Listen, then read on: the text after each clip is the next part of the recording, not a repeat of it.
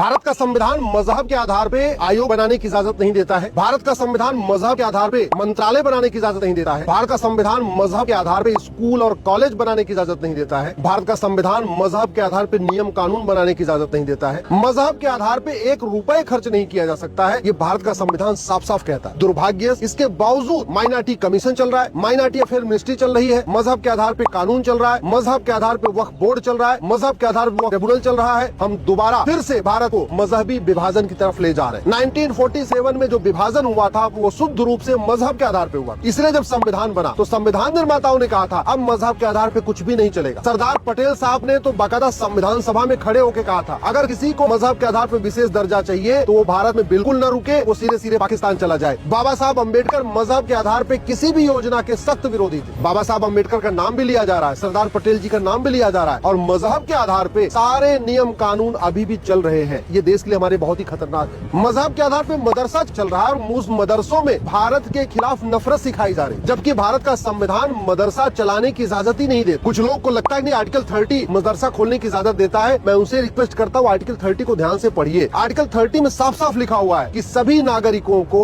अपना education institution खोलने का अधिकार है, तो मतलब सेकुलर एजुकेशन इंस्टीट्यूशन। और चलो एक बार किसी ने अपने घर में मदरसा शुरू कर लिया, दीनी तालीम देना शुरू कर दिया, मदरसा बोर्ड तो बन ही नहीं सकता। मदरसे की डिग्री के आधार पर सरकारी नौकरी तो मिल ही नहीं सकती, फिर भी मदरसा बोर्ड बना हुआ है और मदरसे में केवल और केवल मजहब को प्रमोट किया जाता है। इसके बावजूद मदरसों को मान्यता दी जा रही है, मदरसों में पढ़े हुए लोगों को सरकारी नौकरी मिल रही है। जब तक संविधान की सही व्याख्या नहीं होगी तब तक ये ठीक नहीं होगा और संविधान की व्याख्या करने का अधिकार हाई कोर्ट और सुप्रीम कोर्ट का।